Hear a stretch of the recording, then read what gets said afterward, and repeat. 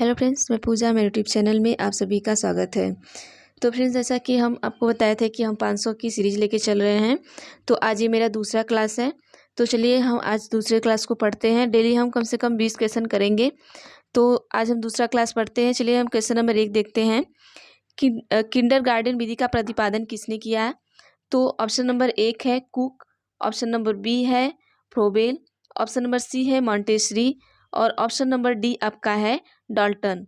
तो फटाफट से आप सभी आंसर करिएगा। तो किंडरगार्टन विधि का प्रतिपादन, तो आप बताइएगा किंडरगार्टन विधि किसने दिया या इसके प्रतिपादक कौन है। तो चलिए बताइएगा। तो चलिए हम आंसर देखते हैं। ऑप्शन नंबर बी हमारा सही है। किंडरगार्टन विधि के जो प्रतिपादक है वो फ्रोबेल जी हैं। फ्रोबेल जी क्या है, किंडरगार्टन के प्रतिपादक हैं। और प्रतिपादक कहते किसे हैं, प्रतिपादक हम किसे कहते हैं, तो आइए हम यहाँ पे आपको डिटेल्स दिखा देते हैं कि प्रतिपादक क्या है। किंडरगार्टन का अर्थ, किंडरगार्टन का जो अर्थ है वो क्या है, बच्चों का उद्यान। बच्चों का क्या है, किंडरगार्टन का अर्थ का मतलब क्या है, बच्चों का उद्यान है। हमने आपको यहाँ पे डिटेल लिख दिया है ताकि आपको पता चले। किंडरगार्टन प्रणाली के क्या प्रतिपादक होना के फ्रोबेल महोदय हैं, ठीक है। और किंडरगार्टन का अगर अर्थ आपको पूछ दिया तो क्या है, बच्चों का उद्यान हो। तो चलिए हम नेक्स्ट क्वेश्चन देखते हैं। नेक्स्ट क्वेश्चन में हमारा क्या है, संकलनात्मक परामर्श के जन्मदाता हैं। संकल्प परामर्श के जन्मदाता कौन से हैं, संकल्प नहीं संकलनात्मक परामर्श के जन्मदाता हैं। तो ऑप्शन नंबर 1 आपका है विलियम्स, ठीक है, 2 है थॉर्न, 3 है रोजर्स, 4 है इनमें से कोई नहीं। तो फटाफट से आंसर दीजिएगा आप। क्वेश्चन हम छोटा कर दे रहे हैं, फटाफट से आंसर दीजिएगा कौन है। तो चलिए हम यहाँ पे देखते हैं आंसर कौन सा हमारा होगा। तो हमारा क्वेश्चन नंबर 2 का आंसर होगा बी थॉर्न, संकलनात्मक, संकलनात्मक परामर्श। अब आइए इसका डिटेल हम देख लेते हैं क्या है। तो देखिए यहाँ पे हम देख लेते हैं संकलनात्मक परामर्श के जो जन्मदाता है कौन है, एस.सी. थॉर्न है।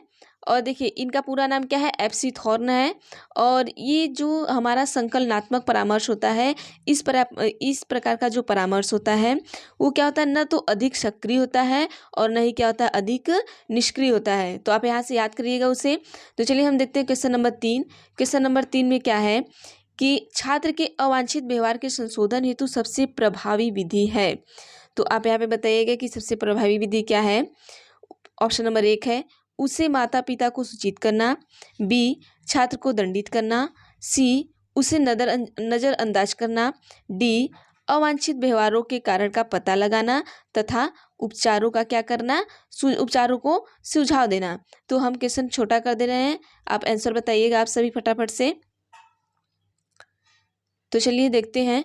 हम यहाँ पे देखते हैं उसे माता पिता को सूचित करना। ऐसा बिल्कुल नहीं है कि अगर एक बच्चा अवांछित व्यवहार कर रहा है तो आप डेली डेली स्कूल से उसके माता पिता को सूचित करने जाएंगे, बिल्कुल नहीं।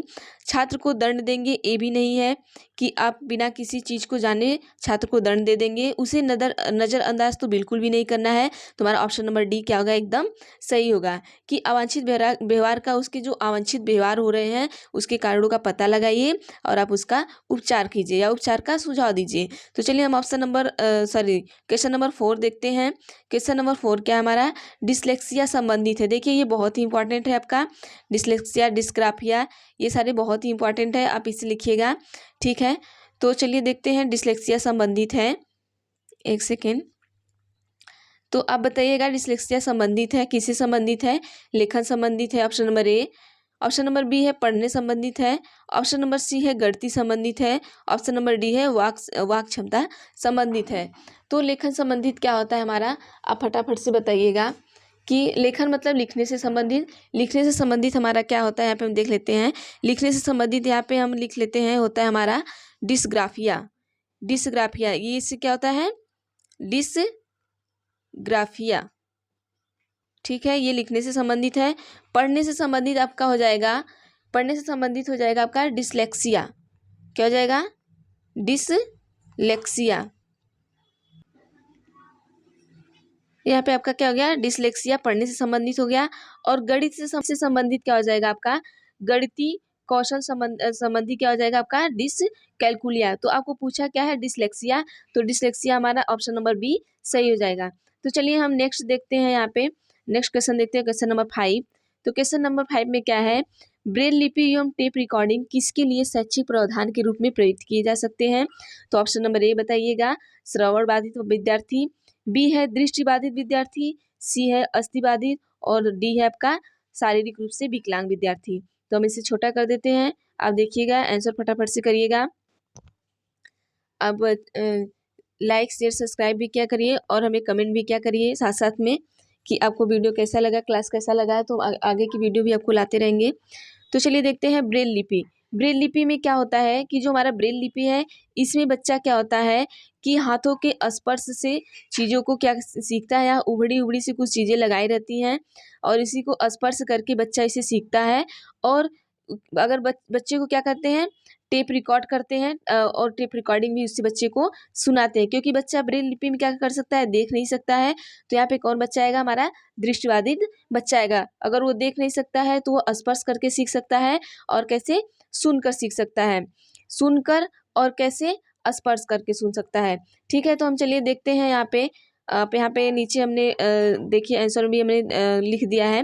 ब्रेल लिपि टेप रिकॉर्डिंग दृष्टिबाधित विद्यार्थियों के लिए शैक्षिक प्रावधान के रूप में प्रयुक्त किया जाता है। तो ये डिटेल आप पढ़ लीजिएगा। हम देखते हैं क्वेश्चन नंबर 6 देखते हैं। चलिए क्वेश्चन नंबर 6 हमारा क्या है, CWSN का अर्थ क्या है? विशिष्ट आवश्यकता वाले बालक, ऑप्शन नंबर 1 है।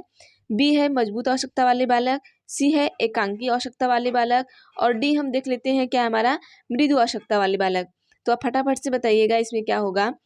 पूछा क्या है, CWSN, हम लिख देते हैं एक बार आपको, CWSN। अब इसमें आप क्या करिएगा, इसका फुल फॉर्म देखिएगा क्या होता है। तो चलिए नीचे हम देख लेते हैं इसका। CW मतलब चिल्ड्रेन विथ स्पेशल नीड्स। ठीक है, हम किस बच्चे को स्पेशल नीड देते हैं, जो विशिष्ट आवश्यकता वाले बच्चे होते हैं उसी को हम क्या करते हैं, स्पेशल नीड्स देते हैं। तो अगर आपका ऐसा क्वेश्चन आ गया कि CWSN, तो पहले आप इसका क्या करेंगे, पहले इसका आप डिटेल निकालेंगे कि इसका मतलब क्या होता है, इसका तात्पर्य क्या होता है। तो इसका तात्पर्य आपका होता है कि चिल्ड्रेन विथ स्पेशल नीड, और ये स्पेशल नीड हम किसे दिया जाता है, तो ये विशिष्ट बच्चों को दिया जाता है, विशिष्ट आवश्यकता वाले बच्चों को। तो यहाँ पे हमारा ऑप्शन नंबर क्या होगा, ए बिल्कुल सही होगा। तो ऑप्शन नंबर ए क्या होगा, बिल्कुल सही होगा। तो चलिए हम देखते हैं क्वेश्चन नंबर नेक्स्ट देखते हैं। क्वेश्चन नंबर नेक्स्ट हमारा 7वां है, निम्नलिखित में से कौन सा परामर्श का एक तत्व नहीं है? परामर्श का तत्व पूछा है कि कौन सा नहीं है। तो यहाँ पे हम देख लेते हैं परामर्श का तत्व कौन सा नहीं है। तो चलिए देखते हैं, ऑप्शन नंबर 1 है वृत्तिक वृद्धि, साक्षात्कार, विश्वास, संप्रेषण। तो चलिए देखिए यहाँ पे हम देख लेते हैं परामर्श देखिए, साक्षात्कार, विश्वास, संप्रेषण, इन तीनों में क्या होता है, परामर्श होता है, लेकिन वृत्तिक वृद्धि में हमारा परामर्श बिल्कुल नहीं होता। तो ऑप्शन नंबर हमारा 1 क्या होगा, बिल्कुल सही होगा। देखिए यहाँ पे नहीं पूछा है, और ये चीज़ आप बिल्कुल याद रखिएगा, क्योंकि बच्चे यहाँ नहीं में बहुत कंफ्यूज होते हैं और क्वेश्चन यहीं पे आपका गलत होता है। आज सबसे ज़्यादा ध्यान कहाँ रखेंगे कि नहीं और हाँ वाला क्वेश्चन पे ध्यान रखेंगे। ठीक है, तो चलिए हम देखते हैं नेक्स्ट क्वेश्चन हमारा क्या है। क्वेश्चन नंबर 8वां क्या है, क्वेश्चन नंबर 8वां है कि मनोविज्ञानशाला उत्तर प्रदेश कहाँ स्थित है? मतलब कि मनोविज्ञानशाला उत्तर प्रदेश में कहाँ पर स्थित है? ऑप्शन नंबर 1 है आगरा, बी है लखनऊ, सी है इलाहाबाद, डी है वाराणसी। तो हम यहाँ पे देख लेते हैं हमारा आंसर क्या होगा। आंसर हमारा क्या है, बिल्कुल सही कौन सा है, सी है। कहाँ पर है, इलाहाबाद। अब देखिए इसका हम डिटेल्स देख लेते हैं क्या है यहाँ पे। तो हमारा डिटेल्स है कि सन 1942 में इलाहाबाद में क्या हुआ था कि एक मनोवैज्ञानिक निदर्शन क्या हुआ था, ब्यूरो स्थापित किया गया था। और उसके जो यहाँ पे अध्यक्षता जो किए थे, किसके अध्यक्षता में हुआ था, तो आचार्य नरेंद्र देव जी के अध्यक्षता में ये किया गया था। ठीक है, तो आप याद रखिएगा option number C Allahabad.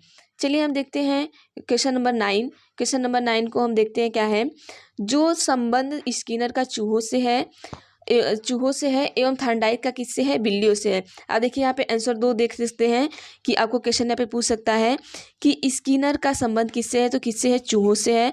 Thorndike का संबंध किससे है, बिल्लियों से है। आपको यहाँ पूछना क्या चाहता है कि कोहलर का संबंध पूछना चाहता है आपको। तो आप कोहलर ने किस पे प्रयोग किया था, तो आप बताएंगे कुत्ते पे किया था कि बिल्ली पर किया था कि मुर्गियों पे किया था कि वनमानुष पर किया था। तो चलिए देखते हैं किस पे किया था, आप बताइएगा। तो यहाँ पे हम देख लेते हैं कोहलर ने प्रयोग किस पे किया था, बनमानुष पर किया था। तो इसका हम डिटेल देखते हैं क्या है यहाँ पे। तो डिटेल में क्या है कि सन 1942 में क्या हुआ था, इलाहाबाद में एक सॉरी इसका डिटेल ये नहीं है, नेक्स्ट हम देखते हैं इसका डिटेल, आइए नीचे है। चलिए देखते हैं इसका डिटेल यहाँ पे है कि जो संबंध स्किनर का चूहों से है एवं थर्नडाइन का बिल्ली से, वही संबंध कोहलर का किससे है, हमने आपको बता दिया किससे है, बनमानुषों से है। और जो हमारे कोहलर है उनका सिद्धांत यहाँ पे देख लेते हैं। सिद्धांत को भी कभी कभी पूछता है, तो सिद्धांत को अंतर्दृष्टि सूच का सिद्धांत भी कहा गया है। कोहलर के सिद्धांत को हम क्या कहते हैं, अंतर्दृष्टि सूच का सिद्धांत भी कहते हैं। तो आइए क्वेश्चन नंबर नेक्स्ट हम देखते हैं। क्वेश्चन नंबर 10 हमारा है। हम डेली 20 क्वेश्चन को लेके चलेंगे और अब 20 क्वेश्चन पढ़िएगा और हम 500 की सीरीज को कंप्लीट करेंगे, ठीक है। तो सीडीपी में हम कंप्लीट करेंगे और अगर आप हमें कमेंट करेंगे ईवीएस का करने के लिए और अगर अगले किसी सब्जेक्ट का करने के लिए तो हम करेंगे, नहीं तो हम सीडीपी का करके हम आपको बंद कर देंगे। तो चलिए देखते हैं क्वेश्चन नंबर 10 क्या है हमारा, अधिगम का पठार। अधिगम का पठार है, ऑप्शन नंबर 1 है अधिगम की समाप्ति, बी है अधिगम में अवरुद्धवर्धन, सी है अधिगम में दोष, तो डी का हम देख, डी क्या है हमारा, अधिगम में अवरोध। डी क्या है, अधिगम में अवरोध। तो अधिगम का पठार हमने आपको पढ़ाया था।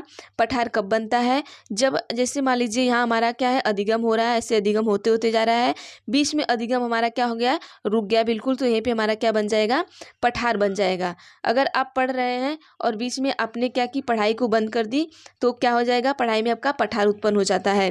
तो चलिए देखते हैं यहाँ पे हमारा ऑप्शन नंबर कौन सा सही होगा। तो ऑप्शन नंबर बी हमारा बिल्कुल सही होगा, क्योंकि अधिगम में अवरुद्धवर्धन, अधिगम में अवरुद्ध मतलब कि रुकावट आना, ये क्या है, हमारा पठार है। तो इसका हम डिटेल एक बार पढ़ लेते हैं फटाफट से कि अधिगम का पठार अधिगम में अवरुद्धवर्धन का सूचक होता है। अधिगम वक्र का कुछ भाग अत्यंत कम उन्नति को प्रदर्शित करता है। देखिए कुछ भाग क्या करता है, कम उन्नति को प्रदर्शित करता है और कुछ क्या करता है, नगण्य उन्नति को प्रदर्शित करने वाला है। तो जो नगण्य को प्रदर्शित करता है, इसी प्रकार के भाग को हम क्या कहते हैं, अधिगम का पठार कहलाता है। तो चलिए हम देखते हैं क्वेश्चन नंबर 11 क्या है हमारा। क्वेश्चन नंबर 11 पूछता है कि द बिहेवियर ऑफ ऑर्गेनिज्म नामक पुस्तक के लेखक कौन है। तो ऑप्शन नंबर 1 है पावलोव, पैलोव भी करते हैं इनको पावलोव भी कहते हैं, बी है स्किनर, सी है हल, डी है थॉर्नडाइक। तो हम चलिए देख लेते हैं इनका फटाफट से। तो आप आंसर दीजिएगा फटाफट से कौन है। तो चलिए हम देखते हैं, हम बता देते हैं यहाँ पे कौन है, स्किनर जी हैं। द बिहेवियर ऑफ ऑर्गेनिज्म कौन है, स्किनर जी हैं। तो हम नेक्स्ट देखते हैं क्या हमारा है, क्वेश्चन नंबर 12 हम देखते हैं। फटाफट से हम क्वेश्चन देखेंगे, बहुत ज़्यादा टाइम नहीं लेंगे, क्योंकि बहुत ज़्यादा टाइम लेने से आपका भी टाइम जाएगा, मेरा भी जाएगा, और आपको बहुत सारे सब्जेक्ट पढ़ने, एक ही सब्जेक्ट नहीं पढ़ने। तो चलिए फटाफट से देखते हैं क्वेश्चन नंबर 12 क्या हमारा। छात्रों में सही व्यवहार के प्रशिक्षण हेतु सर्वाधिक महत्वपूर्ण क्या है। मतलब एक छात्र है, अगर आप उसे प्रशिक्षण दे रहे हैं तो उसमें उसके सही व्यवहार के प्रशिक्षण, अगर आप उसको व्यवहार सिखा रहे हैं तो व्यवहार का जो प्रशिक्षण दे रहे हैं, तो सबसे अधिक महत्वपूर्ण क्या होना चाहिए वहाँ पे। क्या आप पुरस्कार दे के सिखाएंगे उन्हें प्रशिक्षण, प्रशंसा करके सिखाएंगे, दंड देकर सिखाएंगे। ऑप्शन नंबर 4 देखते हैं क्या है। ऑप्शन नंबर 4 है सही व्यवहार की प्रस्तुतिकरण करके सिखाएंगे। तो आइए यहाँ पे देखते हैं कि क्या होता है कि अगर आप एक शिक्षक हैं और बच्चे को क्या कर रहे हैं कि व्यवहार का प्रशिक्षण सिखा रहे हैं, तो वहाँ पे सबसे महत्वपूर्ण क्या है कि आप उन्हें पुरस्कार नहीं देंगे। पुरस्कार देने से बच्चा व्यवहार का प्रशिक्षण बिल्कुल नहीं सीखेगा, ना प्रशंसा से सीखेगा, ना ही दंड से सीखेगा। अगर आप सही व्यवहार को प्रस्तुत कर रहे हैं तो बच्चा सही व्यवहार को सीखेगा। तो चलिए हम नेक्स्ट देखते हैं। तो चलिए नेक्स्ट क्वेश्चन हम देखते हैं। नेक्स्ट क्वेश्चन हमारा क्या है। तो नेक्स्ट क्वेश्चन में हम देख लेते हैं, क्वेश्चन नंबर हमारा 13 है। तो क्वेश्चन नंबर 13 का देखते हैं। समस्या समाधान में लक्ष्य प्रवणता के संप्रत्यय को किसने प्रस्तावित किया था। तो किसने प्रस्तावित किया था। ऑप्शन नंबर 1 है कोहलर, बी है हल, सी है कैंडलर, तो डी ऑप्शन हम देख लेते हैं ब्रिक। तो किसने किया था, आप सभी फटाफट से आंसर बताइएगा। समस्या समाधान में लक्षण प्रवणता के संप्रत्यय को किसने प्रस्तावित किया था। क्या पूछा है कि लक्ष्य प्रवणता के संप्रत्यय को। तो आइए हम यहाँ पे क्वेश्चन आंसर देख लेते हैं, आपको आंसर हमारा क्या होगा। तो देखते हैं इसका डिटेल हम देख लेते हैं आपको। क्वेश्चन नंबर हमारा बी सही होगा, आंसर हमारा बी हो गया। समस्या समाधान में लक्ष्य प्रवणता, क्या पूछा है, लक्ष्य प्रवणता के संप्रत्यय को किसने किया था, क्लार्क हल ने प्रस्तावित किया था। और क्लार्क हल ने सीखने की विधि को क्या किया था, परिकल्पित किया था। और ये क्या है, निगमनात्मक विधि और तार्किक निगमनात्मक विधि इसे कहा जाता है। मतलब इन्होंने जो सीखने की विधि को परिकल्पित किया था उसे क्या कहते हैं, निगमनात्मक विधि और तार्किक निगमनात्मक विधि कहते हैं। चलिए हम क्वेश्चन नंबर नेक्स्ट देख लेते हैं, हमारा क्या है। क्वेश्चन नंबर 14 हमारा है, इनमें से कौन सा शिक्षण की विचारधारा से संबंधित नहीं है। किसकी विचारधारा पूछा है, शिक्षण की विचारधारा। मतलब कि ये वैज्ञानिक, मनोवैज्ञानिक का नाम दिया है और उनसे पूछ रहा है आपसे कि शिक्षण विचारधारा से कौन संबंधित नहीं है। ऑप्शन नंबर 1 है D.W. एलेन, बी है बुश, सी है डेविड ह्यूम, डी है एचिसन। तो आइए हम देखते हैं यहाँ पे हमारा जो D.W. एलेन है ये भी संबंधित है, ब्रूश भी आपके संबंधित है, डेविड ह्यूमन भी संबंधित है। तो संबंधित कौन नहीं है, हमारा एचिसन। एचिसन हमारे संबंधित नहीं है। किससे, आइए डिटेल इनका देख लेते हैं कि जो हमारा सूक्ष्म शिक्षण की विचारधारा है, जो सूक्ष्म शिक्षण हम बढ़ते हैं उसका जो विचारधारा है, तो इसमें D.W. एलेन, बुश, एचिसन ये क्या है, संबंधित है, किंतु डेविस ह्यूम इससे संबंधित नहीं है। देखिए हम आपको यहाँ पे कुछ डिटेल्स भी बताते जा रहे हैं ताकि आपको चीज़ें याद होती जाए। एक दो क्वेश्चन इससे और भी एक्स्ट्रा आपका हो जाएगा, ठीक है। क्वेश्चन नंबर 15 हम देखते हैं, निम्नलिखित में से कौन सा शिक्षण अधिगम का स्तर नहीं है। शिक्षण अधिगम मतलब जो हम शिक्षण सीखते हैं उसका स्तर कौन सा नहीं है। ऑप्शन नंबर ए है स्मृति स्तर, बी है अवबोध, सी है परावर्ती स्तर, तो डी हम देख लेते हैं क्या हमारा, डी है दूरवर्ती स्तर। तो आइए देखते हैं इसका आंसर क्या होगा। तो इसका आंसर हम, आप फटाफट से हमें बताइएगा। तो इसका आंसर होगा आपका डी। डी क्या है हमारा, दूरवर्ती स्तर। देखिए स्मृति, अवबोध, परावर्ती ये तीनों एक दूसरे से कोरिलेट करते हैं, दूरवर्ती एकदम अलग है, आप ट्रिक से समझिएगा। तो हमारा आंसर क्या हो सकता है, दूरवर्ती। आइए इसका डिटेल देख लेते हैं क्या है कि देखिए शिक्षण अधिगम का स्तर, यहाँ पे देखिए 3 अधिगम स्तर दिया हुआ है। पहला अधिगम स्तर क्या होता है हमारा, स्मृति होता है। दूसरा मेमोरी लेवल, अवबोध स्तर होता है, सॉरी पहला क्या होता है, मेमोरी लेवल। दूसरा क्या होता है, अवबोध मतलब अंडरस्टैंडिंग लेवल। तीसरा होता है परावर्ती स्तर, रिफ्लेक्टिव लेवल। ठीक है, आपके शिक्षण अधिगम के कितने स्तर है, 3 स्तर हैं, मेमोरी लेवल, अंडरस्टैंडिंग लेवल और रिफ्लेक्टिव लेवल। तो चलिए हम देखते हैं क्वेश्चन नंबर नेक्स्ट देखते हैं। क्वेश्चन नंबर 16 क्या हमारा है। क्वेश्चन नंबर 16 में पूछा है, निम्नलिखित में से कौन सी कक्षा शिक्षण में जनतांत्रिक शिक्षण नीति नहीं है।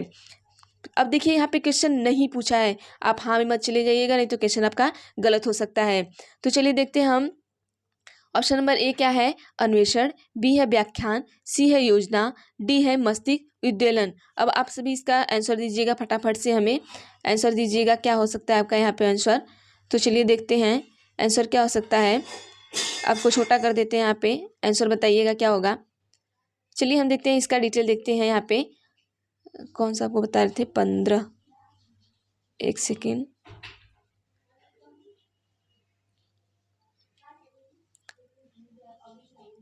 हमने 15 आपको पढ़ा दिया था, एक सेकेंड देखते हैं। चलिए यहाँ पे देखते हैं 16 आपको पढ़ाना था, 16 से स्टार्ट कर रहे हैं। तो निम्नलिखित में से कौन सी कक्षा शिक्षण में जनतांत्रिक शिक्षण नीति नहीं है। तो यहाँ पे हम आपको क्या बताए हैं कि आप सबसे मेन पॉइंट नहीं का याद करिएगा। तो ऑप्शन नंबर ए है अन्वेषण, बी है व्याख्यान, सी है योजना, डी है मस्तिष्क उद्वेलन। अब यहाँ पे आप देखिएगा कि कौन सबसे अलग है, तो आप क्वेश्चन खुद ही ढूंढ लेंगे। आप फटाफट से आंसर बताइएगा। चलिए तो चलिए हम देख लेते हैं इसका डिटेल क्या है। ऑप्शन नंबर क्या है, बी हमारा, यहाँ पे व्याख्यान नहीं है। तो हम देख लेते हैं डिटेल में क्या दिया हुआ है। तो इसका डिटेल हम देख लेते हैं। व्याख्यान क्या है, व्याख्यान पर आपका क्या है, कक्षा शिक्षण में जनतांत्रिक शिक्षण नीति नहीं है। ये क्या होता है, व्याख्यान क्या होता है कि व्याख्यान किसी अध्यापक और विशिष्ट व्यक्ति द्वारा दिया जाता है। आपका अगर व्याख्या किसी लेक्चर दिया जा रहा है तो किसके द्वारा दिया जाएगा, अध्यापक के द्वारा दिया जाएगा, और जो अपने विचार को क्या करते हैं यहाँ पे प्रकट करते हैं। तो ऑप्शन नंबर बी हमारा क्या होगा, एकदम सही होगा। ऑप्शन नंबर बी हमारा बिल्कुल सही होगा। अन्वेषण ये कोई शिक्षक नहीं करता है, योजना मान लीजिए शिक्षक बनाते हैं, लेकिन व्याख्यान हमारा सबसे क्या है, ये जनतांत्रिक शिक्षण में पूछा है, नीति में पूछा है, तो आपका व्याख्यान यहाँ पे आंसर सही होगा। तो चलिए हम नेक्स्ट देखते हैं। क्वेश्चन नंबर हमारा नेक्स्ट क्या है, क्वेश्चन नंबर 17 हम देख लेते हैं। क्वेश्चन नंबर 17 में क्या है कि निम्न में से कौन सी समावेशी शिक्षा की एक विशेषता नहीं है। आपको समावेशी शिक्षा की विशेषता को पूछा गया है। यहाँ पे देखिए नहीं है, आपको देखिए नहीं में क्या कहेगा, आपको 3 विशेषताएं एकदम सही देगा और एक विशेषता क्या देगा, गलत देगा। ठीक है, जो गलत देगा उसी को आपको सही टिक करना है। यहाँ पे आप ये ध्यान दीजिएगा, आपका सबसे ज़्यादा क्वेश्चन यहीं पे गलत होता है, हाँ और नहीं वाले में। और पहले आप क्वेश्चन पढ़ते हुए क्वेश्चन को ध्यान से पढ़िएगा, ठीक है। तो चलिए हम देखते हैं, ऑप्शन नंबर 1 पढ़ते हैं। समावेशी शिक्षा एक सतत प्रक्रिया है, यह कोई उपार्जित अवस्था या उत्पाद नहीं है। तो बिल्कुल सही, ये कोई उपार्जित या उत्पाद नहीं है। और ये क्या होता है, समावेशी शिक्षा जो हमारा था एक सतत प्रक्रिया चलती है। तो देखिए ऑप्शन नंबर हम डी पढ़ते हैं पहले। तो डी क्या है, सभी विद्यार्थियों की क्षमताओं को अधिकतम स्तर तक बढ़ाना चाहती है। ये बिल्कुल बात सही है कि अगर एक समावेशी शिक्षा है तो क्या करती है, विद्यार्थियों की क्षमताओं को अधिक से अधिक बढ़ाना चाहती है। सी देखते हैं, एक दिव्यांग बालकों की देखभाल से उनकी शिक्षा और व्यक्तिगत विकास की ओर सेवा में बदलाव। ये भी सही है कि हमारा अगर कोई दिव्यांग बालक है तो उसकी देखभाल के लिए शिक्षा में क्या करेंगे, विकास करते हैं, मतलब उनका व्यक्तिगत अलग से हम क्या करते हैं, विकास करते हैं। तो ये भी सही है। ऑप्शन नंबर बी आइए देखते हैं क्या है, यह केवल विशेष आवश्यकता वाले छात्रों के लिए सीखने में अभिवृद्धि करती है।